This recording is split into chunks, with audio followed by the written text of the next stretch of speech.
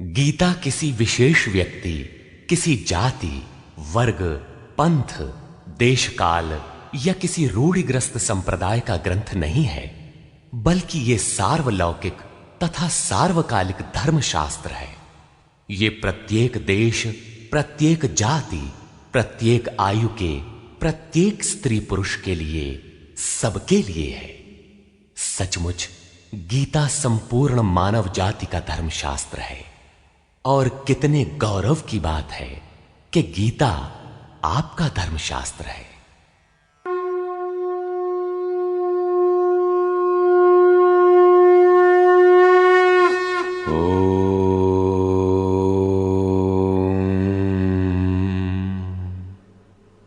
श्री परमात्मने नमः। यथार्थ गीता, श्रीमद् भगवत गीता, अथ चतुर्थोध्याय। अध्याय 3 में योगेश्वर श्री कृष्ण ने आश्वस्त किया था कि दोष दृष्टि से रहित होकर जो भी मानव श्रद्धा युक्त हो मेरे मत के अनुसार चलेगा, वो कर्मों के बंधन से भली प्रकार छूट जाएगा। कर्म बंधन से मुक्ति दिलाने की क्षमता योग, ज्ञान योग या कर्म योग दोनों में है। योग में ही युद्ध संचार निहित है। प्रस्तुत अध्याय में वे बताते हैं कि इस योग का प्रणेता कौन है, इसका क्रमिक विकास कैसे होता है। श्री भगवान वाच।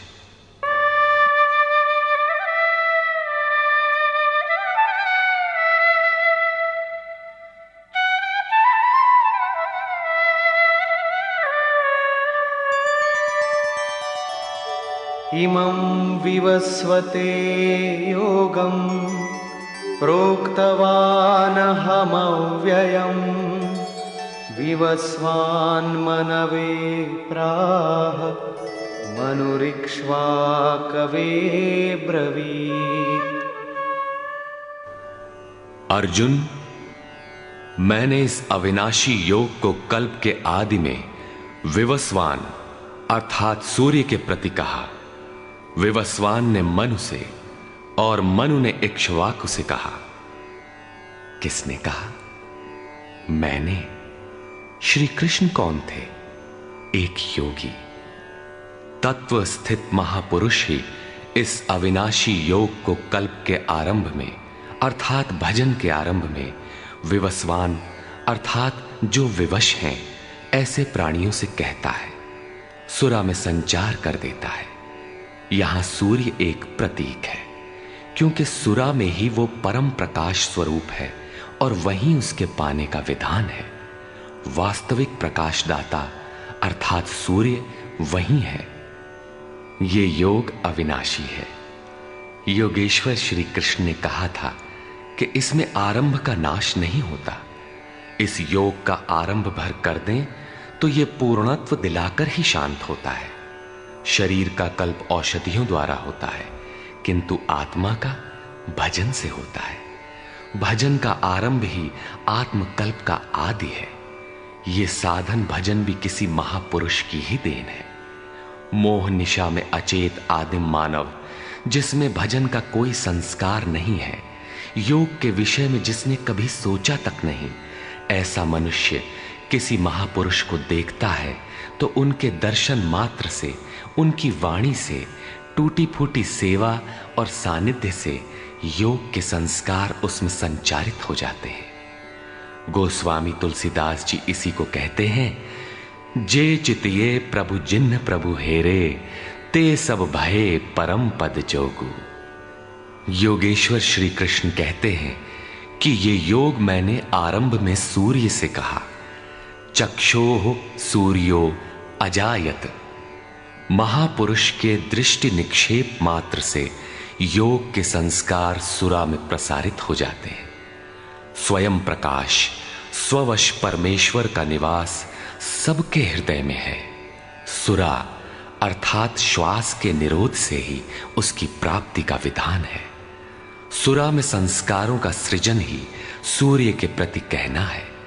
समय आने पर यह संस्कार मन में स्फुरित होगा। यही सूर्य का मन से कहना है। मन में स्फुरित होने पर महापुरुष के उस वाक्य के प्रति इच्छा जागृत हो जाएगी। यदि मन में कोई बात है तो उसे पाने की इच्छा अवश्य होगी। यही मनु का इक्ष्वाकु से कहना है। लालसा होगी कि वो नियत कर्म करें जो अविनाशी है, जो कर्म बंधन से मोक्ष दिलाता है। ऐसा है तो किया जाए और आराधना गति पकड़ लेती है। गति पकड़कर ये योग कहां पहुंचाता है, इस पर कहते हैं,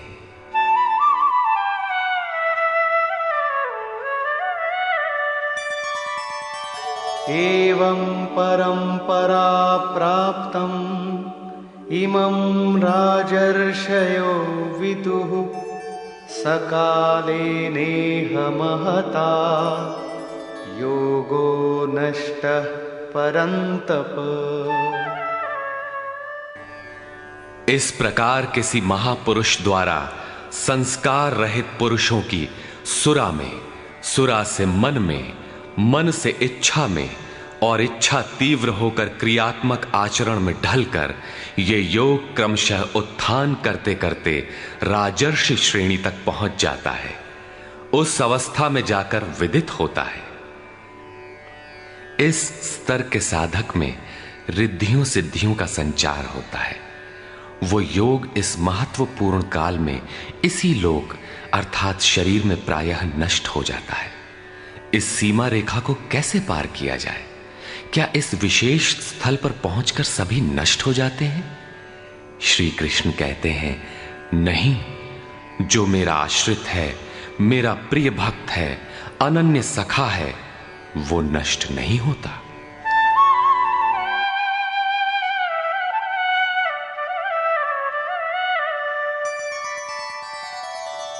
स एवायं मया तेद्य योगः प्रोक्तः पुरातनः भक्तोऽसि मे सखा चेति रहस्यं ह्येतदुत्तमम्। वो ही ये पुरातन योग अब मैंने तेरे लिए वर्णन किया है, क्योंकि तू मेरा भक्त और सखा है और ये योग उत्तम रहस्यपूर्ण है। अर्जुन क्षत्रिय श्रेणी का साधक था, राजर्षि की अवस्था वाला था, जहां रिद्धियों सिद्धियों के थपेड़े में साधक नष्ट हो जाता है। इस काल में भी योग कल्याण की मुद्रा में ही है, किंतु प्रायः साधक यहां पहुंचकर लड़खड़ा जाते हैं। ऐसा अविनाशी किंतु रहस्यमय योग श्री कृष्ण ने अर्जुन से कहा, क्योंकि नष्ट होने की अवस्था में अर्जुन था ही। क्यों कहा? इसलिए कि तू मेरा भक्त है, अनन्य भाव से मेरे आश्रित है, प्रिय है, सखा है। जिस परमात्मा की हमें चाह है, वो सद्गुरु परमात्मा आत्मा से अभिन्न होकर जब निर्देशन देने लगे, तभी वास्तविक भजन आरंभ होता है। यहां प्रेरक की अवस्था में परमात्मा और सद्गुरु एक दूसरे के पर्याय हैं। जिस सतह पर हम खड़े हैं, उसी स्तर पर जब स्वयं प्रभु हृदय में उतर आए, रोकथाम करने लगे, डगमगाने पर संभालें, तभी मन वश में हो पाता है। मन बस होई तबही जब प्रेरक प्रभु बरजे। जब तक इष्ट देव रथी होकर आत्मा से अभिन्न होकर प्रेरक के रूप में खड़े नहीं हो जाते, तब तक सही मात्रा में इस पथ में प्रवेश ही नहीं होता। वो साधक प्रत्याशी अवश्य है, लेकिन भजन उसके पास कहां? पूज्य गुरुदेव भगवान कहा करते थे, हो हम कई बार नष्ट होते होते बच गए, भगवान ने ही बचा लिया। भगवान ने ऐसे समझाया, ये कहा। हमने पूछा, महाराज जी, क्या भगवान भी बोलते हैं, बातचीत करते हैं?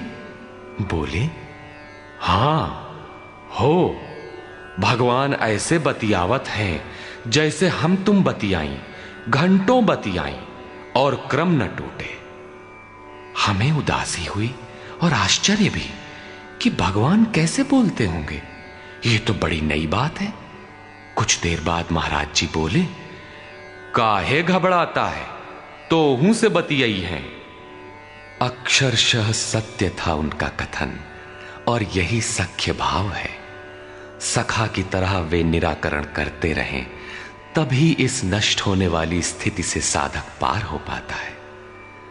अभी तक योगेश्वर श्री कृष्ण ने किसी महापुरुष द्वारा योग के आरंभ, इसमें आने वाले व्यवधान, उससे पार पाने का रास्ता बताया। इस पर अर्जुन ने प्रश्न किया। अर्जुन उवाच,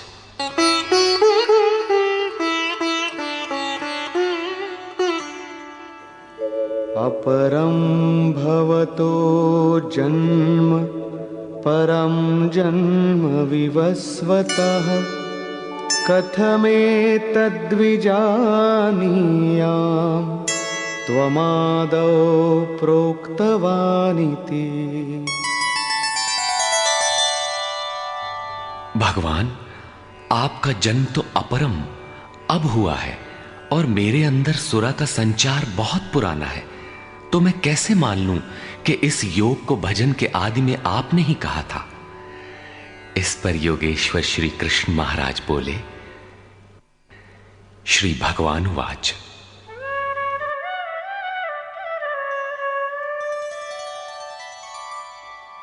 बहूनि मे व्यतीतानि जन्मानि तव चार्जुन तान्यहं वेद सर्वाणि न त्वं वेत्थ परन्तप। अर्जुन, मेरे और तेरे बहुत से जन्म हो चुके हैं। हे परम तप, उन सबको तू नहीं जानता, किंतु मैं जानता हूं। साधक नहीं जानता, स्वरूपस्थ महापुरुष जानता है, अव्यक्त की स्थिति वाला जानता है। क्या आप सबकी तरह पैदा होते हैं? श्री कृष्ण कहते हैं, नहीं, स्वरूप की प्राप्ति शरीर प्राप्ति से भिन्न है। मेरा जन्म इन आंखों से नहीं देखा जा सकता। मैं अजन्मा, अव्यक्त, शाश्वत होते हुए भी शरीर के आधार वाला हूं। अवधू जीवत में कर आशा, मुए मुक्ति गुरु कहे स्वार्थी, झूठा दे विश्वासा।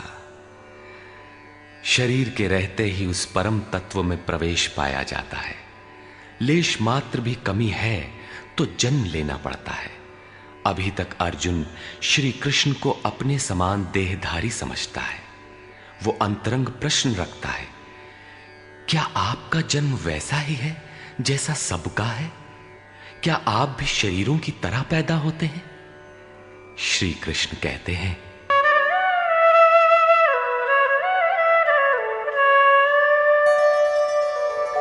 अजोऽपि सन्नव्ययात्मा भूतानामीश्वरोऽपि सन् प्रकृतिं स्वामधिष्ठाय संभवाम्यात्ममायया।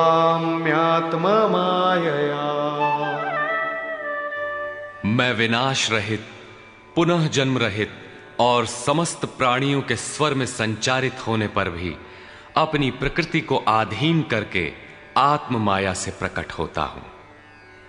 एक माया तो अविद्या है, जो प्रकृति में ही विश्वास दिलाती है, नीच एवं अधम योनियों का कारण बनती है।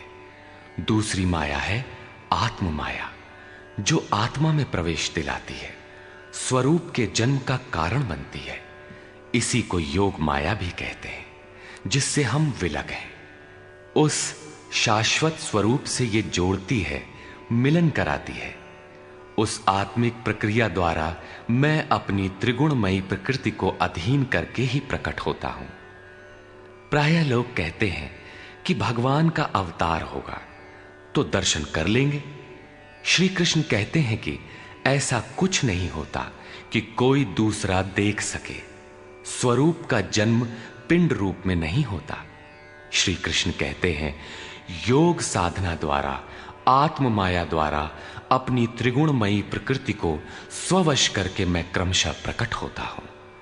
लेकिन किन परिस्थितियों में? यदा यदा हि धर्मस्य ग्लानिर्भवति भारत अभ्युत्थानमधर्मस्य तदात्मानं सृजाम्यहम्। हे अर्जुन, जब जब परम धर्म परमात्मा के लिए हृदय ग्लानि से भर जाता है, जब अधर्म की वृद्धि से भाविक पार पाते नहीं देखता, तब मैं आत्मा को रचने लगता हूं। जब आपका हृदय अनुराग से पूरित हो जाए, उस शाश्वत धर्म के लिए गदगद गिरा नयन बह नीरा की स्थिति आ जाए, जब प्रयत्न करके भी अनुरागी अधर्म का पार नहीं पाता, ऐसी परिस्थिति में मैं अपने स्वरूप को रचता हूं। अर्थात भगवान का आविर्भाव केवल अनुरागी के लिए है और यह अवतार किसी भाग्यवान साधक के अंतराल में होता है। आप प्रकट होकर करते क्या हैं? परित्राणाय साधूनां विनाशाय च दुष्कृतां धर्म संस्थापनार्थाय संभवामि युगे युगे। अर्जुन, साधूनां परित्राणाय परम साध्य एकमात्र परमात्मा है, जिसे साध लेने पर कुछ भी साधना शेष नहीं रह जाती। उस साध्य में प्रवेश दिलाने वाले विवेक, वैराग्य, शम दम इत्यादि दैवी संपद को निर्विघ्न प्रवाहित करने के लिए तथा दुष्कृताम, जिससे दूषित कार्य रूप लेते हैं, उन काम क्रोध राग द्वेषादि विजातीय प्रवृत्तियों को समूल नष्ट करने के लिए तथा धर्म को भली प्रकार स्थिर करने के लिए मैं युग युग में प्रकट होता हूं। युग का तात्पर्य सतयुग, त्रेता, द्वापर में नहीं। युग धर्मों का उतार चढ़ाव मनुष्यों के स्वभाव पर है। युग धर्म सदैव रहे हैं। मानस में संकेत है, नित जुग धर्म हो ही सब केरे, हृदय राम माया के प्रेरे। युग धर्म सभी के हृदय में नित्य होते रहते हैं। अविद्या से नहीं बल्कि विद्या से, राम माया की प्रेरणा से हृदय में होते हैं, जिसे प्रस्तुत श्लोक में आत्म माया कहा गया है। वही है राम माया। हृदय में राम की स्थिति दिला देने वाली, राम से प्रेरित है वो विद्या। कैसे समझा जाए कि अब कौन सा युग कार्य कर रहा है? तो शुद्ध सत्व समता विज्ञाना, कृत प्रभाव प्रसन्न मन जाना। जब हृदय में शुद्ध सत्व गुण ही कार्यरत हो, राजस तथा तामस दोनों गुण शांत हो जाएं, विषमताएं समाप्त हो गई हों, जिसका किसी से द्वेष न हो, विज्ञान हो, अर्थात इष्ट से निर्देशन लेने और उस पर टिकने की क्षमता हो, मन में प्रसन्नता का पूर्ण संचार हो, जब ऐसी योग्यता आ जाए तो सतयुग में प्रवेश मिल गया। इसी प्रकार दो अन्य युगों का वर्णन किया और अंत में तामस बहुत रजो गुण थोरा, कलि प्रभाव विरोध चहु ओरा। तामस गुण भरपूर हो, किंचित राजसी गुण भी उसमें हो, चारों ओर वैर और विरोध हो, तो ऐसा व्यक्ति कलियुगीन है। जब तामसी गुण कार्य करता है तो मनुष्य में आलस्य, निद्रा, प्रमाद का बाहुल्य होता है। वो कर्तव्य जानते हुए भी उसमें प्रवृत्त नहीं हो सकता, निषिद्ध कर्म जानते हुए भी उससे निवृत्ति नहीं हो सकती। इस प्रकार युग धर्मों का उतार चढ़ाव मनुष्यों की आंतरिक योग्यता पर निर्भर है। किसी ने इन योग्यताओं को 4 युग कहा है, तो कोई इन्हें ही 4 वर्ण का नाम देता है, तो कोई इन्हें ही अति उत्तम, उत्तम, मध्यम और निकृष्ट 4 श्रेणी के साधक कहकर संबोधित करता है। प्रत्येक युग में इष्ट साथ देते हैं। हां, उच्च श्रेणी में अनुकूलता की भरपूरता प्रतीत होती है, निम्न युगों में सहयोग क्षीण प्रतीत होता है। संक्षेप में श्री कृष्ण कहते हैं कि साध्य वस्तु दिलाने वाले विवेक, वैराग्य इत्यादि को निर्विघ्न प्रवाहित करने के लिए तथा दूषण के कारक काम, क्रोध, राग, द्वेष इत्यादि का पूर्ण विनाश करने के लिए, परम धर्म परमात्मा में स्थिर रखने के लिए मैं युग युग में अर्थात हर परिस्थिति, हर श्रेणी में प्रकट होता हूं, बशर्ते कि ग्लानि हो। जब तक इष्ट समर्थन न दे तब तक आप समझ ही नहीं सकेंगे कि विकारों का विनाश हुआ अथवा अभी कितना शेष है। प्रवेश से पराकाष्ठा पर्यंत इष्ट हर श्रेणी में, हर योग्यता के साथ रहते हैं। उनका प्राकट्य अनुरागी के हृदय में होता है। भगवान प्रकट हैं तब तो सभी दर्शन करते होंगे। श्री कृष्ण कहते हैं, नहीं,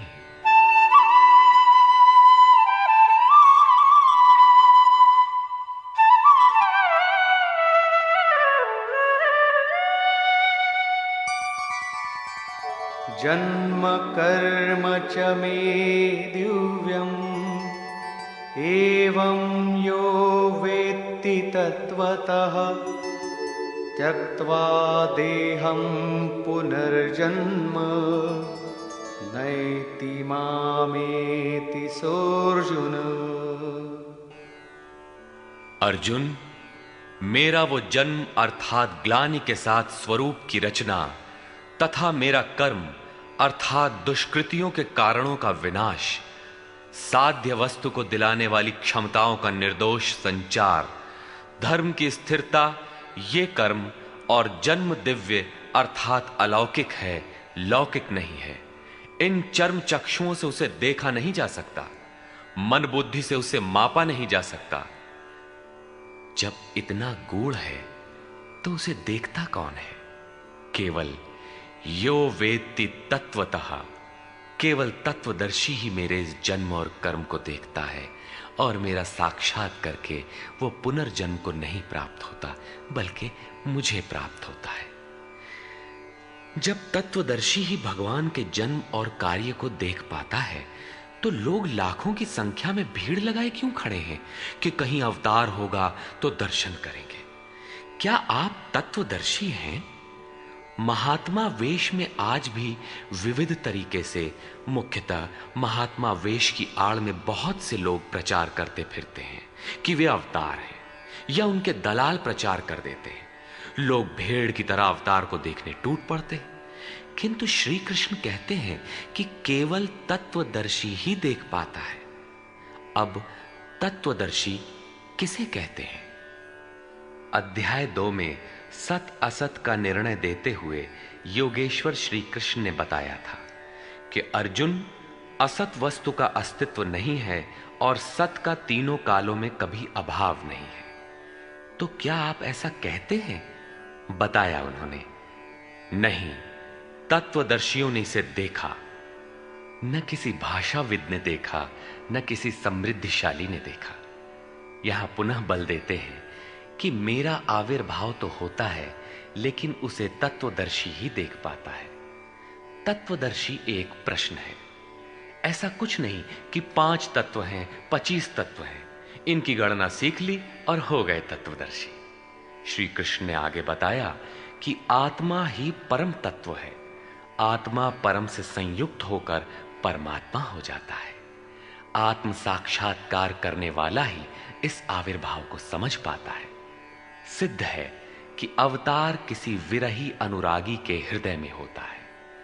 आरंभ में उसे वो समझ नहीं पाता कि हमें कौन संकेत देता है, कौन मार्गदर्शन करता है, किंतु परम तत्व परमात्मा के दर्शन के साथ ही वो देख पाता है, समझ पाता है और फिर शरीर को त्याग कर पुनर्जन्म को प्राप्त नहीं होता।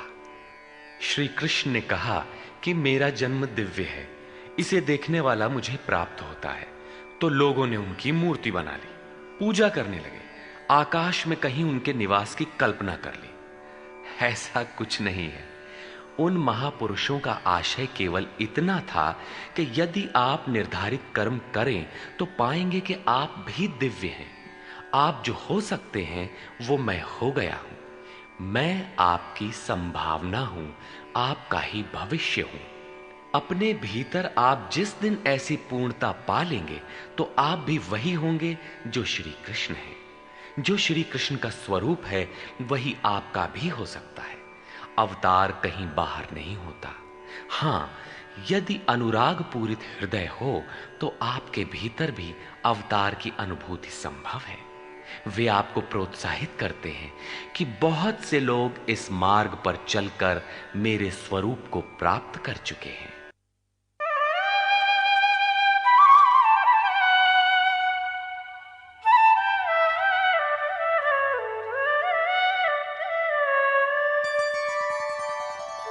वीतराग भय क्रोधा मन्मया मामुपाश्रिताः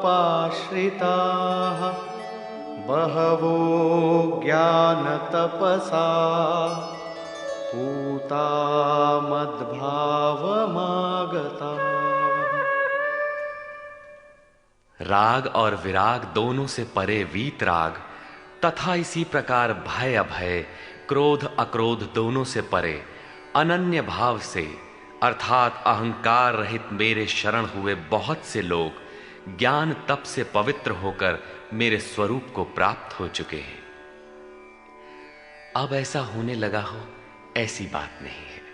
यह विधान सदैव से रहा है। बहुत से पुरुष इसी प्रकार से मेरे स्वरूप को प्राप्त हो चुके हैं। किस प्रकार?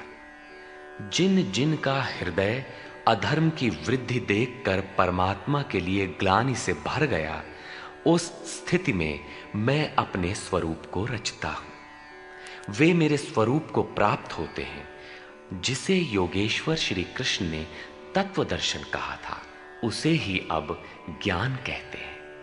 परम तत्व है परमात्मा। उसे प्रत्यक्ष दर्शन के साथ जानना ज्ञान है।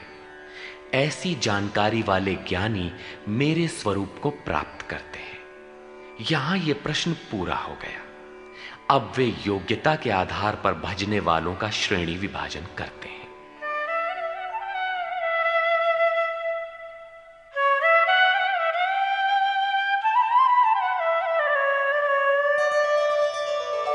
ये यथा मां प्रपद्यन्ते तांस्तथैव भजाम्यहम् मम वर्त्मानुवर्तन्ते मनुष्याः पार्थ सर्वशः। पार्थ, जो मुझे जितनी लगन से जैसा भजते हैं, मैं भी उनको वैसा ही भजता हूं, उतनी ही मात्रा में सहयोग देता हूं। साधक की श्रद्धा ही कृपा बनकर उसे मिलती है। इस रहस्य को जानकर सुधीजन संपूर्ण भाव से मेरे मार्ग के अनुसार ही बरतते हैं। जैसा मैं बरतता हूं, जो मुझे प्रिय है वैसा ही आचरण करते हैं। जो मैं कराना चाहता हूं वही करते हैं। भगवान कैसे भजते हैं? वे रथी बनकर खड़े हो जाते हैं, साथ चलने लगते हैं। यही उनका भजना है। दूषित जिनसे पैदा होते हैं उनका विनाश करने के लिए वे खड़े हो जाते हैं। सत्य में प्रवेश दिलाने वाले सद्गुणों का परित्राण करने के लिए वे खड़े हो जाते हैं। जब तक इष्ट देव हृदय से पूर्णता रथी न हो और हर कदम पर सावधान न करें, तब तक कोई कैसा ही भजनानंदी क्यों ना हो, लाख आंख मूंदे, लाख प्रयत्न करे, वो इस प्रकृति के द्वंद्व से पार नहीं हो सकता।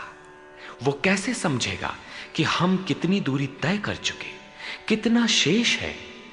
इष्ट ही आत्मा से अभिन्न होकर खड़े हो जाते हैं और उसका मार्गदर्शन करते हैं कि तुम यहां पर हो, ऐसे करो, ऐसे चलो। इस प्रकार प्रकृति की खाई पाटते हुए शनैः शनैः आगे बढ़ाते हुए स्वरूप में प्रवेश दिला देंगे। भजन तो साधक को ही करना पड़ता है, किंतु उसके द्वारा इस पथ में जो दूरी तय होती है वो इष्ट की देन है। ऐसा जानकर सभी मनुष्य सर्वतोभावेन मेरा अनुसरण करते हैं। किस प्रकार वे बरतते हैं?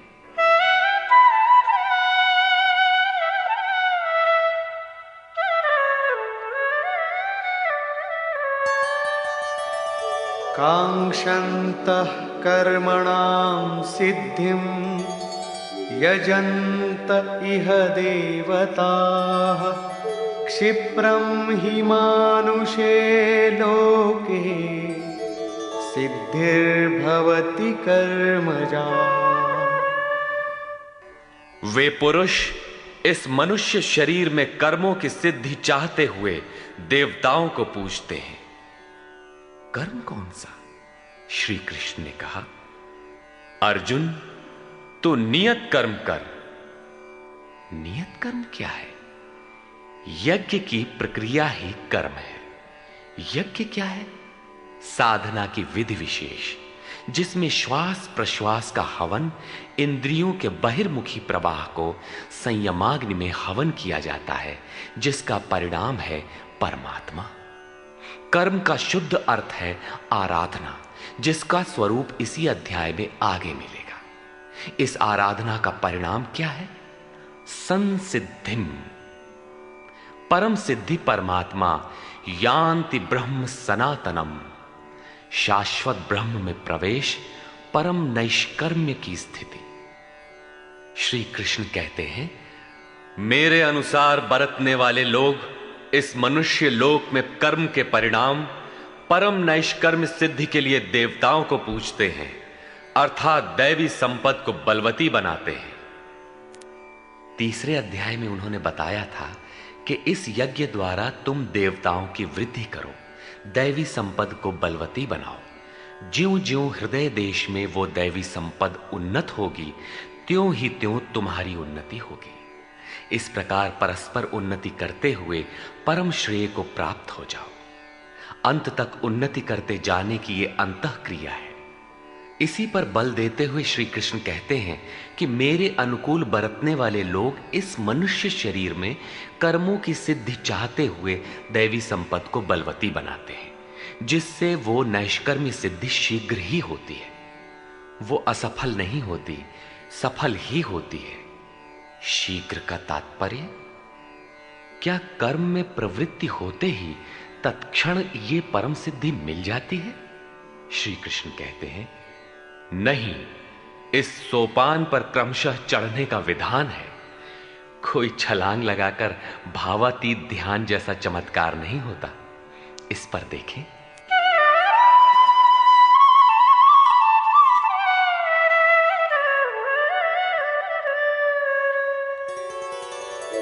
चातुर्वर्ण्यं मया सृष्टं गुणकर्म विभागशः तस्य कर्तारमपि मां विद्य कर्तारमव्ययम्। अर्जुन, चातुर्वर्ण्यम मया सृष्टम, 4 वर्णों की रचना मैंने की। तो क्या मनुष्यों को 4 भागों में बांट दिया? श्री कृष्ण कहते हैं, नहीं, गुण कर्म विभागशः, गुणों के माध्यम से कर्म को 4 भागों में बांटा। गुण एक पैमाना है, मापदंड है। तामसी गुण होगा तो आलस्य, निद्रा, प्रमाद, कर्म में न प्रवृत्त होने का स्वभाव, जानते हुए भी अकर्तव्य से निवृत्ति न हो पाने की विवशता रहेगी।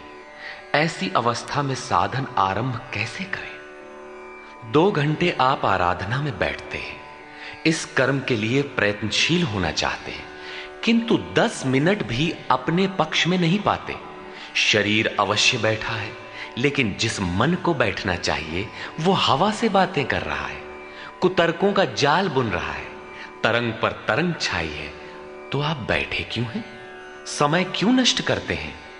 उस समय केवल परिचर्यात्मकम कर्म शूद्रस्यापि स्वभावजम, जो महापुरुष अव्यक्त की स्थिति वाले हैं, अविनाशी तत्व में स्थित हैं, उनकी तथा इस पथ पर अग्रसर अपने से उन्नत लोगों की सेवा में लग जाओ।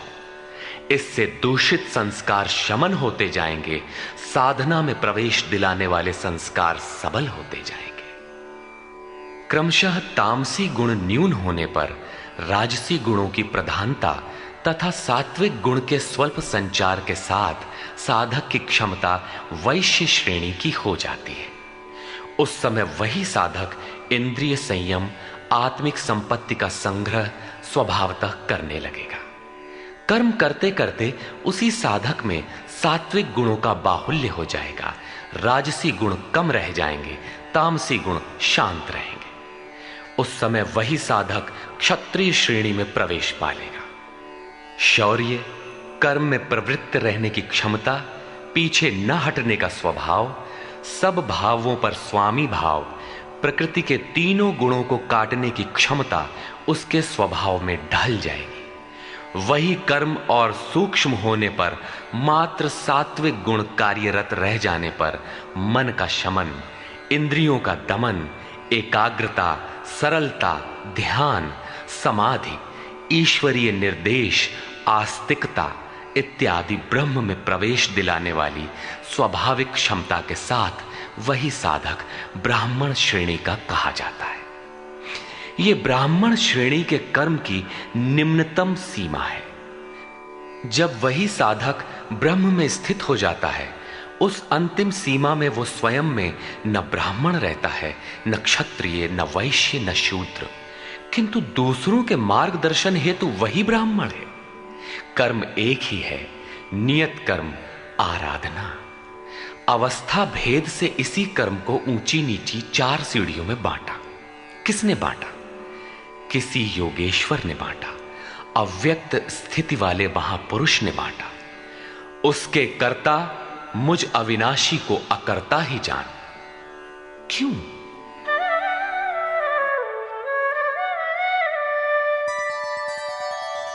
न मां कर्माणि लिम्पन्ति न मे कर्मफले स्पृहा इति मां योऽभिजानाति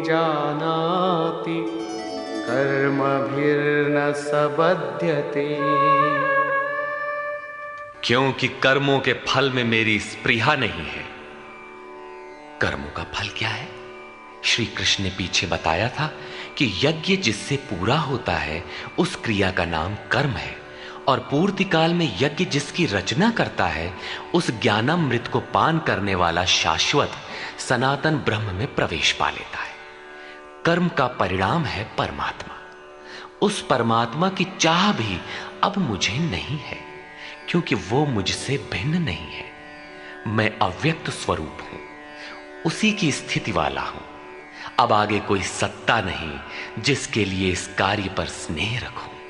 इसलिए कर्म मुझे लिपायमान नहीं करते, और इसी स्तर से जो भी मुझे जानता है, अर्थात जो कर्मों के परिणाम परमात्मा को प्राप्त कर लेता है, उसे भी कर्म नहीं बांधते। जैसे श्री कृष्ण, वैसे उस स्तर से जानने वाला महापुरुष।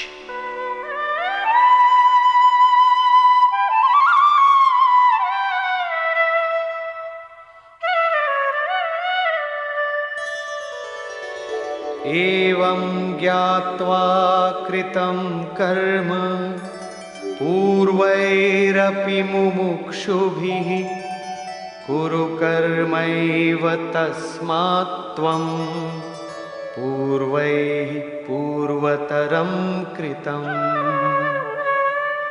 अर्जुन, पहले होने वाले मोक्ष की इच्छा वाले पुरुषों द्वारा भी यही जानकर कर्म किया गया।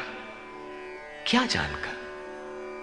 यही कि जब कर्मों का परिणाम परमात्मा भिन्न न रह जाए, कर्मों के परिणाम परमात्मा की स्पृहा न रह जाने पर उस पुरुष को कर्म नहीं बांधते। श्री कृष्ण इसी स्थिति वाले हैं, इसलिए वे कर्म से लिपायमान नहीं होते, और उसी स्तर से हम जान लेंगे तो हमें भी कर्म नहीं बांधेगा। जैसा श्री कृष्ण, ठीक उसी स्तर से जो भी जान लेगा, वैसा ही वो पुरुष भी कर्म बंधन से मुक्त हो जाएगा।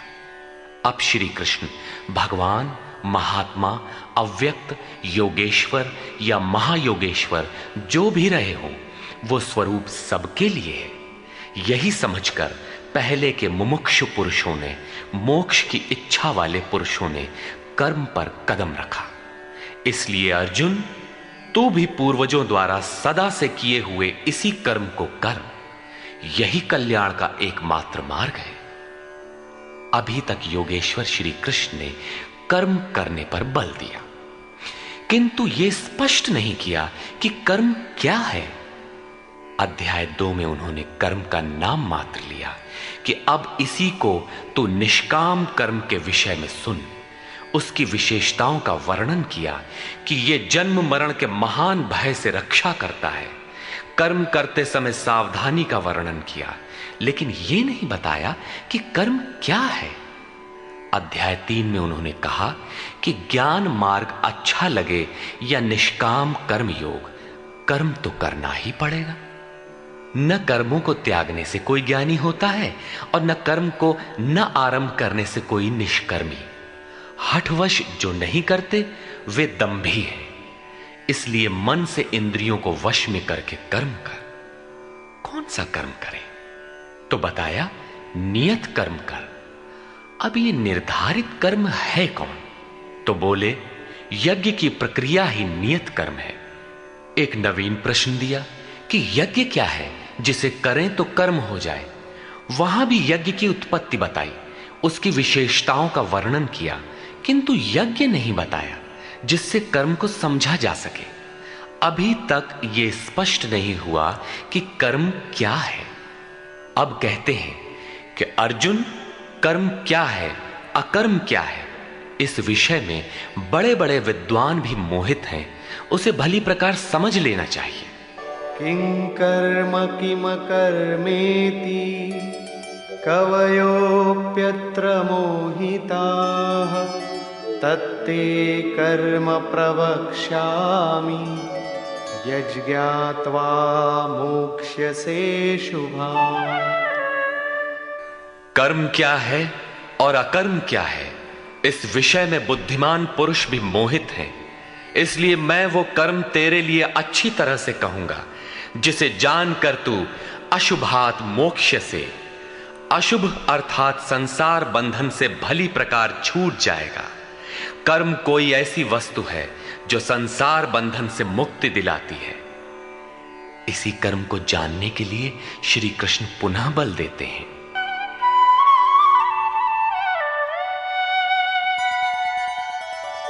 कर्मणो ह्यपि बोद्धव्यं च विकर्मणः अकर्मणश्च बोद्धव्यं गहना कर्मणो गतिः। कर्म का स्वरूप भी जानना चाहिए, अकर्म का स्वरूप भी समझना चाहिए, और विकर्म अर्थात विकल्प शून्य विशेष कर्म जो आप्त पुरुषों द्वारा होता है उसे भी जानना चाहिए, क्योंकि कर्म की गति गहन है। कतिपय लोगों ने विकर्म का अर्थ निषिद्ध कर्म, मन लगाकर किया गया कर्म इत्यादि किया है। वस्तुतः यहां वि उपसर्ग विशिष्टता का द्योतक है।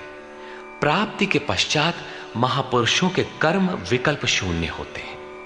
आत्मस्थित, आत्मतृप्त, आत्मकाम महापुरुषों को न तो कर्म करने से कोई लाभ है और न छोड़ने से कोई हानि ही है। फिर भी वे पीछे वालों के हित के लिए कर्म करते हैं। ऐसा कर्म विकल्प शून्य है, विशुद्ध है, और यही कर्म विकर्म कहलाता है। उदाहरणार्थ, गीता में जहां भी किसी कार्य में वि उपसर्ग लगा है उसकी विशेषता का द्योतक है, निष्कृष्टता का नहीं। यथा योग युक्तो विशुद्धात्मा विजितात्मा जितेंद्रिय। अभी आपने विकर्म देखा, रहा कर्म और अकर्म, जिसे अगले श्लोक में समझने का प्रयास करें। यदि यहां कर्म अकर्म का विभाजन नहीं समझ सके तो कभी नहीं समझ सकेंगे।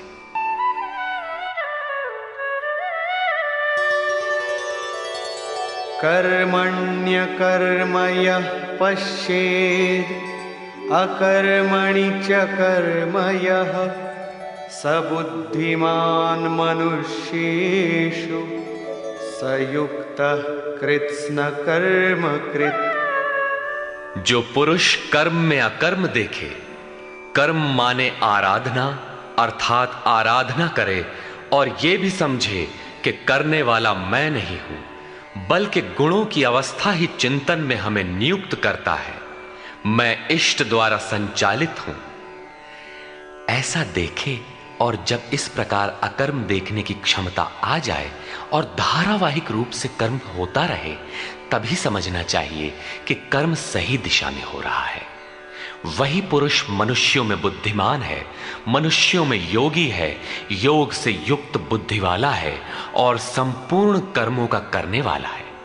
उसके द्वारा कर्म करने में लेश मात्र भी त्रुटि नहीं रह जाती। कर्म का अर्थ है भजन, कर्म का अर्थ है योग साधना को भली प्रकार संपादित करना, जिसका विशद वर्णन इसी अध्याय में आगे आ रहा है। यहां कर्म और अकर्म का केवल विभाजन किया गया, जिससे कर्म करते समय उसे सही दिशा दी जा सके और उस पर चला जा सके।